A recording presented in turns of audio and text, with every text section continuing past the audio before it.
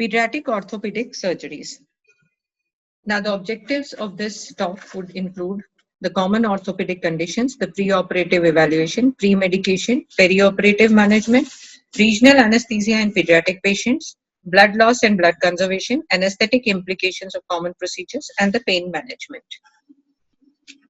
Pediatric orthopedic ranges from simple fractures but often complicated by delayed presentations, anemia, or nutritional deficiency, to chronic osteomyelitis and fracture non-union, to complex elective procedures in the children with cerebral palsy. The anesthetic care and management of the child requiring lower limb orthopedic surgery may range from the straightforward to very complex, and this is largely dependent upon the child's pre-existing condition for which they require corrective surgery. Now, what are the spectrum of disorders seen in pediatric orthopedic surgery? The conditions which can be considered, they can be considered under the following broad headings. Trauma, it may be simple and complex fractures, acute or delayed, burns, polytrauma, traumatic paraplegia. Common congenital conditions such as talipes equinovarus, commonly known as clubfoot, scoliosis, and other congenital limb deformities, achondroplasia or bone cyst. Infections such as osteomyelitis, which may be acute, untreated, or chronic, tuberculosis, or poliomyelitis. Developmental abnormalities, the developmental dysplasia of the hip, that is the congenital dislocation of the hip, CDH, Perthes disease, slipped upper femoral epiphysis, and idiopathic scoliosis. The neuromuscular conditions, it may be muscular dystrophies, progressive muscular atrophy, poliomyelitis, and scoliosis. The neurological conditions, they may be cerebral palsy and spina bifida.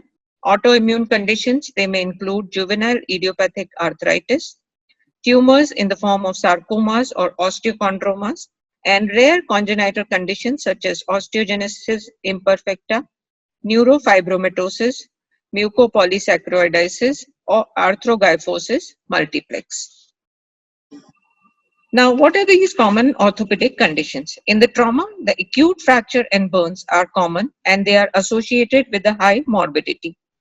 A high proportion of the fractures are treated non-surgically with traction or simple casting, with fracture manipulation under anesthesia being one of the most common pediatric orthopedic procedures. Pediatric musculoskeletal impairment has a prevalence of 2.6 to 4.8 in children under 12 years. Angular limb deformity and fracture, non or malunion are seen in significant proportion of children presenting for elective surgery.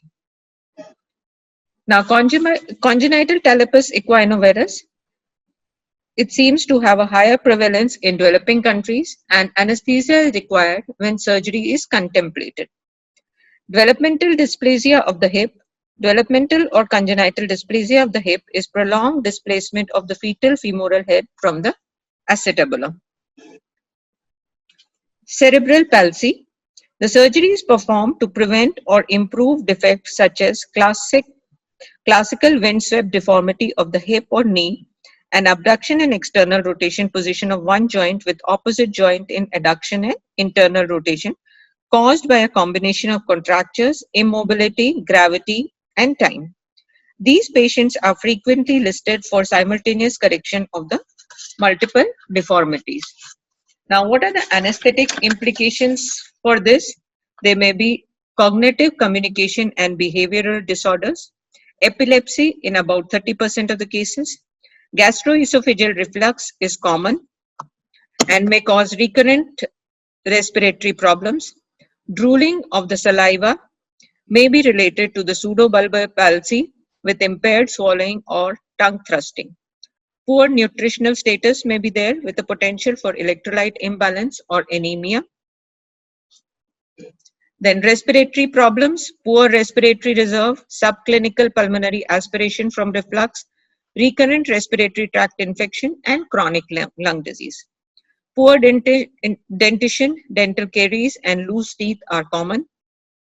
The potential for bacteremia during airway instrumentation has important implications for children receiving metal implants. Temporomandibular joint dysfunction, increased incidence of malocclusion, and possible chances of difficult intubation may be there. Autonomic neuropathy, there is the poor control of temperature and blood pressure. Intraoperative hypothermia is common and it is compounded by the lack of fat and muscle in a malnourished child. Difficult venous access may be there due to spasticity or dystonia. Anticonvulsant therapy, if these children are on, it should be continued perioperatively and restarted as soon as possible postoperatively. These patients may also require physiotherapy, bronchodilators, and antibiotics preoperatively. Several readings of the blood pressure should be taken to check the baseline. Keep the child warm and avoid exposure wherever possible. Orthopedic procedures in a children with cerebral palsy, there may be soft tissue releases to relieve contractures, commonly performed. Repeat procedures may be common. Recent trends are for a single event multi-level surgery involving tenotomies and or osteotomies at different levels of one or both the limbs. Spina bifida, this is caused by the incomplete closure of the embryonic neural tube. It has a range of clinical presentation from spina bifida occulta to meningomyelocele to Arnold-Chiari malformation associated with hydrocephalus. Abnormal lower limb growth and denervation can lead to developmental abnormalities such as hip dysplasia and a clubfoot. Neuromuscular imbalance occurs when spastic or unopposed muscles work against the flaccid muscle, causing joint deformity. Surgical intervention in the form of soft tissue release and bone realignment is required to preserve the mobility. Arthrogryposis multiplex congenita. This occurs in 1 in 3,000 live births. It consists of multiple non-progressive symmetrical rigid joint contractures worsening distally. Orthopedic intervention may be required for clubfoot, hip dysplasia, dislocated patella, and scoliosis. Surgical treatment aims to correct all lower limb deformities with soft tissue releases and osteotomies before the age of 2 years to facilitate mobilization. Now, osteogenesis imperfecta.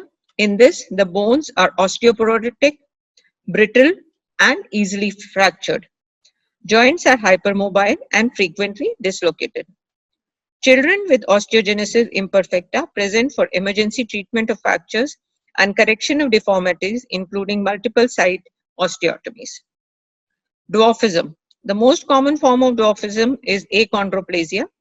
Common orthopedic procedures include limb lengthening technique, joint replacement, and limb realignment. Now, the preoperative evaluation. The preoperative evaluation, it varies with the age and the medical condition of the child.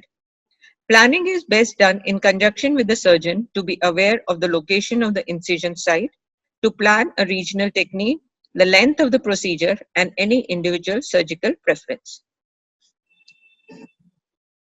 Now, there may be certain related conditions which have to be taken into account. A thorough history of related diagnosis is essential. Important comorbidities, they include scoliosis and restrictive pulmonary disease, congenital or acquired cardiac lesions, craniocervical and facial abnormalities, hydrocephalus, dental disease, and obesity. Pre-existing neurological deficit, contractures, deformities, and fractures should also be carefully documented to aid the planning of positioning and handling. Obstructive sleep apnea. This is especially common in dwarfism, either secondary to cervicomedullary cord compression, which is the central OSA, or as a result of thickened pharyngeal and laryngeal structures, narrowed nasal passages, micrognathia, pharyngeal hypoplasia, and tracheal narrowing. An element of airway obstruction may be present even when awake, and great care should be taken when considering a sedative premedication, especially in obese patients. Sleep studies are frequently performed to assess for the apnea. Children with OSA have an increased incidence of perioperative complications, such as airway obstruction, desaturation, and laryngospasm. They are also more likely to need postoperative critical care.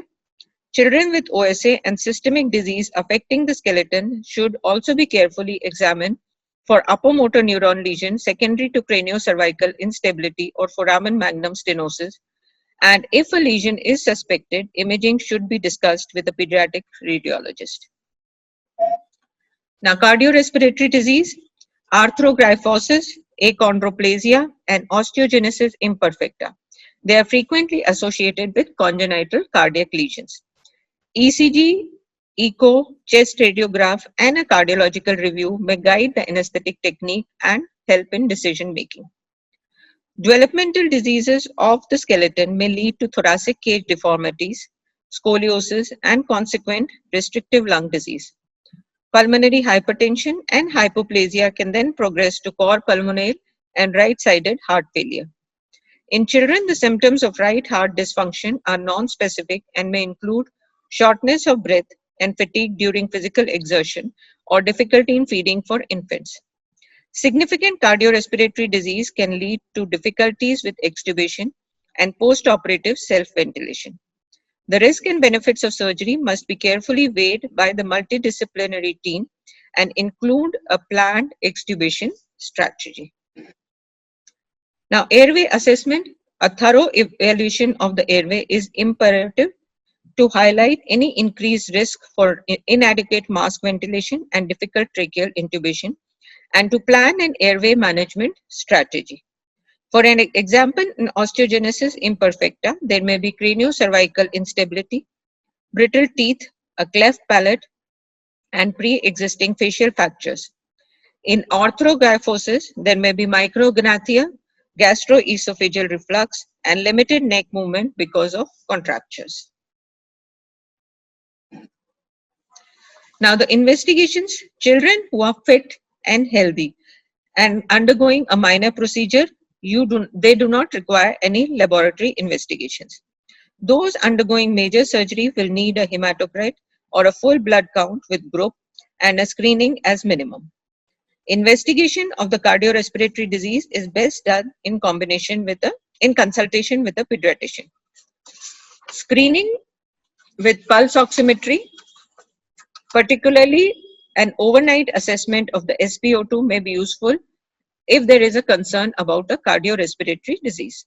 Pre-operative blood testing should also include screening for sickle cell disease where appropriate, especially if a tourniquet is being planned. Now, communication. Some children who have systemic comorbidities will require several procedures from a young age with the involvement of multiple clinical teams. They may have varying experiences of hospital care, and this can be challenging for the child, their whole family, and the multidisciplinary team. It is important to remember that every child has a right to have their views taken into consideration in all matters affecting their care, so the child must be placed at the center of decision-making process whenever possible. The starvation is usually standard, but children with acute fractures or complex comorbidities may have a delayed gastric emptying, so extra caution is required. Pre-medication, this is usually not required, but those with learning difficulties or previous difficult experiences may benefit from sedative pre-medication. For a child undergoing multiple procedures, a calm, smooth induction of anesthesia can help enormously with subsequent anesthesia. Simple oral analgesics such as paracetamol 20 mg per kilogram per orally or ibuprofen 5 to 10 mg per kilogram per orally can be given as a pre-medication. This is easy to do, well tolerated, inexpensive, may reduce the opioid requirement, and may improve the post-operative pain management. Sedative pre-medication can be considered, but these patients can have an unpredictable response to them. Antacids, prokinetics, and drugs to reduce the secretions may be useful. Now, the perioperative management. Most conventional anesthetic techniques will be suitable for the children, and the procedures including the laryngeal mask airway, endotracheal tubes, or a mask ventilation.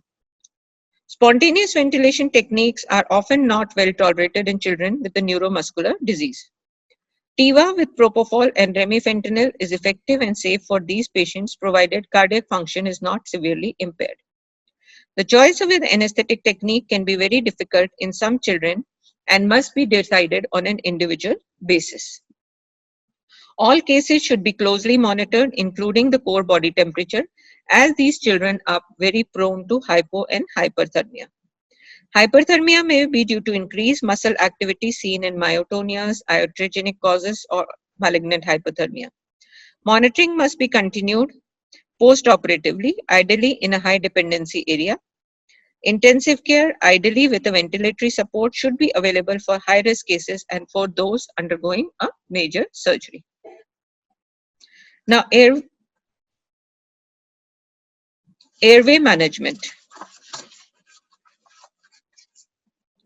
Children with dwarfism, osteogenesis imperfecta, or arthrogryposis, they present some of the most challenging airway management problems in pediatric anesthesia. In arthrogryposis, mask ventilation and intubation can be difficult or impossible, as the TM joint and cervical spine can be stiffened by contracture that worsen with increasing age. Micrognathia is an associated feature, and this may further compound the difficulties of airway management. Complications from difficult mask ventilation and intubation are significant cause of morbidity and mortality in children with dwarfism who may also have a cervical spine instability, thickened pharyngeal and laryngeal strictures, narrowed nasal passages, pharyngeal hypoplasia, and tracheal narrowing. In osteogenesis imperfecta, the airway requires minimal manipulation during mask ventilation and intubation to prevent fractures. Care must be taken with brittle teeth, neck, atlantoaxial joint, jaw, and base of the skull. In case where airway management is known or suspected to be difficult, strongly you should consider inhalational induction and a strategy involving advanced airway equipment such as a video laryngoscope or fiber optic intubation. Airway patency can be dramatically improved by changing the head position, but this must be done very cautiously, as catastrophic intraoperative spinal cord ischemia can result from hyperextended neck. Manual cervical stabilization during laryngoscopy may be necessary. Some children will be of short stature for the age, so the usual formula for calculating the tracheal tube size should be modified to take this into account. Using a smaller diameter pediatric cuff tube may help to avoid the need for repeated tracheal intubation. Although many of these children suffer from gastroesophageal reflux, it is not usually of clinical significance in induction. Cricoid pressure should be avoided in osteogenesis imperfecta. Airway obstruction can also occur post-extubation, so extended pulse oximetry monitoring in the critical care setting is recommended for children who are at a greater risk. Now, neuromuscular blocking drug agents, many of these children, they have a neurological or metabolic component, and therefore they have an altered response to the neuromuscular blocking agent. Succinylcholine is frequently avoided as it may cause catastrophic hyperkalemia, especially in arthrogryposis with an underlying myopathy, in achondroplasia with an upper motor neuron lesion, in osteogenesis imperfecta. In addition, fasciculations and the use of neuromuscular monitoring may cause fractures. In arthrogryposis, most of the children, they have a reduced population of the anterior horn cells throughout a small diameter of the spinal cord. This can lead to an altered response of the neuromuscular relaxants. Short-acting non-depolarizing muscle agents with neuromuscular monitoring should be used ideally. Now, positioning on the operating table is very, very important in these, both for surgical access and to support the fragile bones, thin skin, and the reduced muscle mass. For children with contractures, ensure that each joint is carefully supported to prevent pressure sores and an accidental dislocation. In osteogenesis imperfecta, padding should be carefully applied to prevent further fractures. Avoid overextension of joint during positioning, as this can cause dislocation. The use of adhesive tape should be minimized where the skin is thin and fragile. Special operating tables are sometimes required, such as radiolucent tube table for fluoroscopy work, a fracture table, or a spica table. The surgeon may require the patient to be positioned at the extreme end of the operating table to allow access to the lower limb from three sides of the table. Multiple positions are used in lower limb surgery including prone position for club foot and ankle surgery. The lateral position allows the surgeon to access the front and back of the limb without repositioning and redraping. Tracheal intubation is recommended to maintain a secure airway if the patient is to be repositioned from a supine position to a prone position.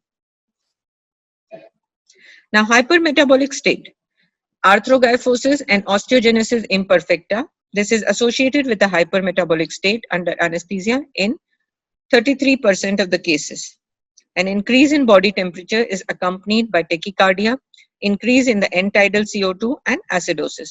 This state is very different from malignant hypothermia. Regional anesthesia. Regional anesthesia in pediatrics can provide an excellent perioperative analgesia and anesthesia, but it requires special training and equipment. The special considerations for these anesthesia is the choice of block. You should discuss with the surgeon when deciding which block will be most useful according to the location and the longevity required. The child and parents' previous experience of regional anesthesia may also guide your decision. Catheter can also be used in regional techniques to prolong analgesia. Now, lower extremity surgery, the simplest block to perform is a caudal block, as this covers many lower limb procedures and is safe and efficacious in all pediatric age groups. Unilateral limb blocks provide good quality analgesia, and it is the most common and easy to perform. The other blocks which can be used are the femoral, 3-in-1, or a popliteal-sciatic block. Any procedures below the knee can be covered with popliteal blocks, supplemented locally or by infiltration of the saphenous nerve for lateral surgery at the ankle or the foot. Ankle blocks are straightforward and can provide good pain relief for foot procedures. Now, surgery at the hip, this requires a higher block, usually an epidural, as a one-shot or a catheter technique can be used. It provides excellent prolonged analgesia for most lower limb surgeries. Lumbar epidurals can only be safely performed in children under general anesthesia. Spinal anesthesia, this can be used in older children as an alternative to general anesthesia. It is safe and cost-effective in experienced hands, and if appropriate equipment is available, particularly when working with a fast surgeon. Consent is clearly an important issue in these cases. Upper extremity surgery, brachial plexus block at the axilla provides excellent analgesia for wrist and hand surgery in children and may be supplemented by local infiltration or ketamine, IV or IM if required for the surgery. In expert hands, supraclavicular block or interscalene block may also be used to provide anesthesia and analgesia. Now, what is compartment syndrome and regional anesthesia? Certain procedures such as Elizarro limb lengthening, they carry a high risk of post-operative compartment syndrome distal to the operative site in about 2% of the patient. Some teams may therefore wish to avoid regional anesthesia on the basis that it potentially masks the pain of the compartment syndrome. The most important aspect of early detection of the compartment syndrome is clinical vigilance for disproportionate pain, swelling, paresthesia, and paralysis of the operative limb. If called to assess a child with a compartment syndrome who has an uncontrolled postoperative pain despite good provision of analgesia, jointly review with a surgeon and examine the painful site. Consider pain distal to the site of surgery or an increasing pain that is unresponsive to analgesia or as compartment syndrome until proven otherwise. Encourage a low surgical threshold for compartment pressure monitoring. Other strategies for limiting compartment syndrome can be surgical, such as prophylactic fasciotomies at the time of procedures, or anesthetic, that is using low concentration of local anesthesia to avoid dense sensory, motor, and vasomotor block. Now, tourniquet. The benefits of tourniquet in the lower limb surgery are a bloodless operating field and limited intraoperative blood loss. They can potentially be used for any operative site distal to the mid-thigh and are widely used for ankle procedures. It is important to accurately size the tourniquet with a width greater than half the limb's diameter in order to safely distribute the pressure. In children, the recommended inflation pressure are determined by the blood pressure and the limb size. For lower limb, 150 millimeter of mercury above the systolic blood pressure is sufficient. The use of tourniquet in patients with sickle cell anemia is controversial, but it is not an absolute contraindication provided the benefit outweighs the risk. It is important to ensure adequate hemoglobin concentration, patient warming, hydration, oxygenation, and maintenance of acid-base balance to prevent subsequent localized sickle cell crisis in the operative limb. Now, blood loss and conservation. It is important to develop good blood conservation practices during orthopedic surgery as chronic anemia is common in children. Access to safe blood transfusion is limited and costly, and many surgery has a potential for large amount of blood loss. Blood conservation is greatly aided by the use of tourniquet where possible, but much can be achieved by simple changes in the anesthetic technique without the use of induced hypotension or expensive drugs. The following techniques help to reduce the requirement of blood transfusion. In elective surgery, optimize the preoperative hemoglobin, consider deworming and iron supplements in at-risk population, a stable anesthetic with good analgesia with control of heart rate and blood pressure in the normal range, use sedative premedication in a child who is anxious. If available, TIVA with propofol and remifentanil is useful as anesthetic depth can be varied according to the level of surgical stimulation. Maintain pneumothermia to prevent cooling and hence coagulation problems. Limit the patient's exposure from induction to anesthesia onwards. Position the child carefully to reduce venous congestion, avoid hypercarbia, and avoid the cuffing of child. This will help to reduce the bleeding from the surgical side. Tranexamic acid 10 to 20 milligram per kilogram, bolus IV at induction and a repeated dose of 10 milligram per kilogram IV at 4 hours is a safe drug and has shown to reduce blood loss in trauma patients and is being used nowadays. Now let us look at some of the common anesthetic implications for common procedures. Now spica cast. This is typically used after hip surgery or to treat DDH. This procedure can take up to 90 minutes. The child is positioned on the spica table by several assistants with one support under the shoulder and one under the pelvis, and a post is at the perineum. Care with the airway is required during positioning on the spica table, especially if a supraglottic airway is being used. During cast placement, the goals of anesthesia, they include hemodynamic stability, airway management, and a safe patient positioning. Pelvic osteotomies for congenital dislocation of the hip. They are used extensively to allow repositioning and realignment of the limbs. Both general and regional anesthesia can be used if there is no contraindication. These procedures can be long and associated with a considerable blood loss. General anesthesia combined with spinal or epidural analgesia can provide good surgical conditions as well as effective post-operative pain control. Post-operatively, oral pain medications can also be given, such as paracetamol, opioids, or a non-steroidal anti-inflammatory drugs. These procedures are usually painful and if performed without tourniquet can cause significant blood loss. They can also predispose to painful post-operative muscle spasms. Now, surgery for osteomyelitis or septic arthritis. Antibiotics, they have a limited role in the treatment of septic arthritis and established osteomyelitis. Infected bone needs to be thorough debridement of the connective sinus tract and ample curettage of the bone segment to remove the dead bone, one of the major causes of recurrence of osteomyelitis. The children may be chronically unwell, anemic, with poor nutrition, and may also have impaired clotting. Ponseti procedure. Now, this technique involves manipulation and casting to correct the congenital clubfoot without surgery. The ligaments, joint capsules, and tendons are stretched under gentle manipulation, and a plaster cast is applied after each manipulation. The displaced bones are gradually brought into correct alignment and remodeled. The initial phases of this procedure usually do not require any anesthesia. One stage requires a percutaneous stenotomy, which can be done under local infiltration with lignocaine or topical anesthesia, or a light sedation may be required in these cases. And in 10 to 30% of the cases, The tibialis anterior tendon transfers to the lateral cruciform may be required when the child is 3 years of old, and this will require general anesthesia. Now, slipped upper femoral epiphysis.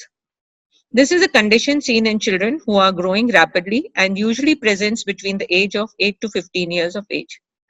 It is due to the weakness in the growth plate that results in slippage of the femoral head from the rest of the femur. It's an orthopedic emergency if the child presents acutely, as further slippage may result in occlusion of the blood supply to the femoral head, resulting in avascular necrosis. Surgery involves the placement of 1 or 2 percutaneous cannulated screws in the femoral head to prevent further slippage. There is a high association of obesity with this syndrome. Other associations, there may be other endocrine abnormalities associated with it, such as hypothyroidism and treatment with growth hormone. A high incidence of renal osteodystrophy is also found in these group of patients. Postoperative investigation should therefore include Preoperative investigation should include a full blood count, urea, electrolytes, thyroid screening, and a group blood grouping and cross-matching. Limb lengthening. The Elizarov method is used to preserve height and limb lengthening inequality caused by unusual growth, trauma, or osteomyelitis. It is a lengthy and painful procedure of cortical osteotomy, dislocation, and fixation. These children can be at high risk for compartment syndrome, especially with tibial lengthening. The procedure is very painful, but neuroaxial techniques are often avoided as you need to closely monitor nerve and vascular recovery and to detect the compartment syndrome. High-dose opioid via patient or nurse-controlled analgesia may be the best option for pain relief, or along with the NSAIDs. A child with a previous experience of painful fixator may need an epidural in order to agree to undergo the procedure. Epiphysiodiasis. This is a surgery that slows down the growth of the longer leg over a period of time or corrects the angular knee deformities and is performed in growing children. Now, application of the external fixator. The Taylor spatial frame is an example of an external fixator used to treat complex fractures and limb deformities. Anesthesia techniques for this type of surgery will depend on the patient's general health and the comorbidities associated. General anesthesia and regional analgesic techniques are usually employed. However, in patients having an external fixator for acute fracture, use of regional block must be discussed with the surgeon, and it may mask the signs of compartment syndrome postoperatively. Now, scoliosis surgery. Specialist orthopedic teams usually perform the scoliosis surgery. Surgery is generally done for cosmetic reasons, particularly in teenagers with idiopathic scoliosis. But in children with cerebral palsy or muscular problems, surgery may improve the sitting balance, pain, and even prolong life if the deformity is severe. Now, most of these cases are idiopathic in origin, and the children are otherwise completely healthy. Only they may be underweight or occasionally anemic. Children with severe scoliosis due to neuromuscular disorders, they are at a much higher risk due to impaired cardiorespiratory function. A posterior approach is the most common technique that is used with spinal fixation in older children or to insert a growing rod system in a prepubertal children. A thoracotomy may occasionally be required, which will require lung collapse to optimize access to the spine. The repair is usually done as a single stage rather than a two-stage procedure. Scoliosis surgery is historically an operation associated with a large amount of blood loss and significant risk of cord injury. The use of comprehensive blood conservation techniques may allow allogenic blood transfusion to be avoided. Modern techniques, including spinal cord monitoring during surgery by trained electrophysiologists, can minimize the risk. Propofol and remifentanil TIVA provide optimal anesthesia for spinal cord monitoring and a smooth recovery. Good postoperative analgesia can be provided with an epidural if there is no contraindication or concern about the cord function postoperatively, or with a balanced intravenous analgesia with morphine supplemented with ketamine or oral pre-medications. Now, pain management. Minor procedures do not require only simple analgesics, while procedures involving bone or tendons can be extremely painful, so it is important to provide multimodal analgesia, including regional or local anesthetic techniques. Now, there are two main scales which are used in children. One is the FLAC scale, which includes the face, legs, activity, cry, or consolability for children aged 2 months to 7 years of age. And this is graded from 0 to 2, where 0 there is no changes, and 2 shows the most severe pain. Then another scale which can be used is the Wong-Baker scale, which is generally used over the age of 3 years of age, where 0 is no hurt and 8 is where it is most hurt, or it can be taken as a numeric scale in the 0 to 10, where 0 is no pain and 10 is the worst pain imaginable. Regional anesthesia can also become an increasing challenge as the child with musculoskeletal disease ages beyond the infancy. So multimodal approach is what is used generally in these patients. Paracetamol, NSAID, opioids can generally be used. Regional can be in the form of epidurals or caudal. Caudal or lumbar epidurals are highly recommended for major procedures, but can be contraindicated in osteogenesis imperfecta related to platelet dysfunction and the abnormal spinal anatomy or spina bifida. They can be technically challenging because of the patient positioning, bone condition, and scoliosis. The spread of the injectant can also be difficult to predict in children with skeletal abnormalities. There may be fears that the block would mask the compartment pain in procedures with significant risk of postoperative compartment syndrome. NSAID provide excellent analgesia as part of multimodal regime, and they can significantly spare the opioid usage and may reduce the incidence of chronic pain. But their use in orthopedic practice is controversial because of the conflicting account of inhibition of bone healing in adult. It would seem sensible to avoid them in patients who are at a high risk of poor bone healing. Now, post-operative muscle spasm. Many children with comorbidities such as cerebral palsy will suffer with chronic spasticity, and the anti-spasticity treatment should be continued perioperatively to prevent withdrawal and worsening of symptoms. In addition, surgical procedures such as osteotomy or tendon lengthening predispose to painful post-operative muscle spasm. Now, post-operative care, many minor procedures can be performed as a day case, but limited mobility, airway abnormalities, blood loss, and the need of significant analgesia may require the patient to be admitted. In addition, children with comorbidities, including upper airway abnormalities or significant cardiorespiratory disease, or those having longer complex surgery with significant blood loss, will require post-operative critical care. So, to conclude, I would say that anesthetic care for pediatric orthopedic patients is uniquely challenging. Pre-operative concern includes children's psychological development, heightened anxiety, and frequent predilection to respiratory infections. Pain management is an essential part of perioperative care and often involves a multimodal approach. Thank you.